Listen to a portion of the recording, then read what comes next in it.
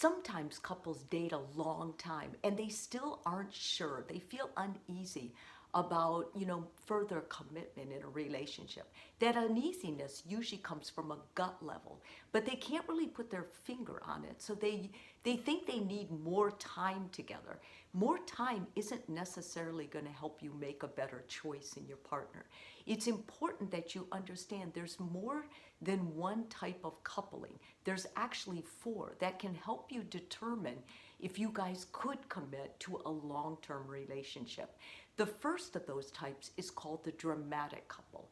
The dramatic couple uses a lot of their own friendships and their personal life to dictate their commitment level to you. In other words, the relationship has a lot of ups and downs because both partners are bringing in other parts of their life. They're not really meshed.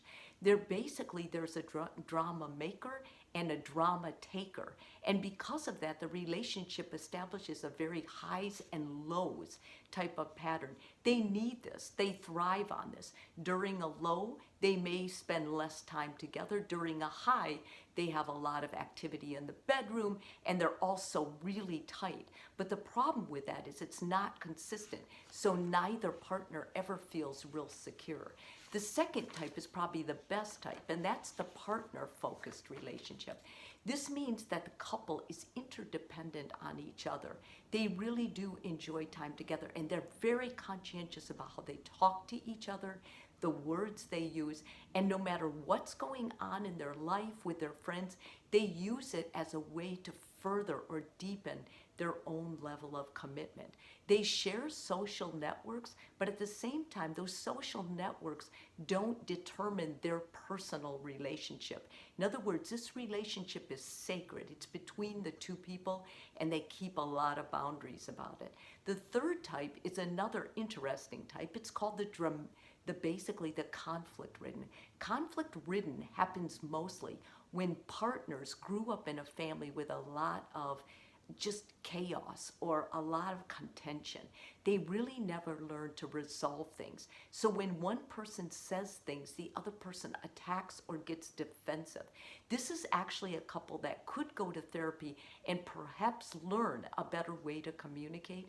But if you're in a relationship or if your relationship slides into the conflict ridden, it's on its way out unless you do something. There's nothing that will kill a relationship more than contempt and resentment. And during conflict-ridden couples, they often experience both of those things. And the last group are the socially partnered people. These are also very stable because their social network helps determine their relationship. In other words, they share the social contacts, and those social contacts are very much a part of their relationship. They commit according to that group. So those people are not, they're almost like pseudo family. They become a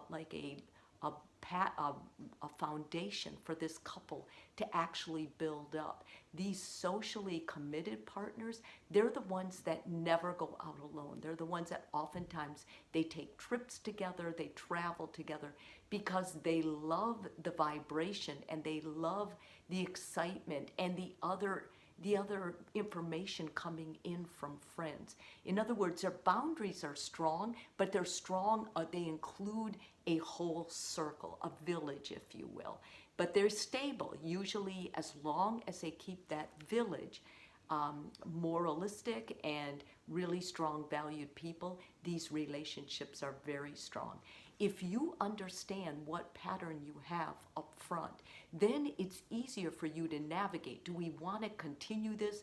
Is this a relationship a good enough, a strong enough one that therapy would be an option? Should we do that? If you want to invest the money and learn something new, I would suggest the therapy for the conflict ridden. But if not, the dramatic, they usually are looking for something else, and they oftentimes therapy will not help them. If it gets dull, they're out of there. Their commitment's pretty shallow. So I hope this helps you going forward. Just remember to always evaluate where you're at with your partner and inside yourself, because basically the only person who can control you is you.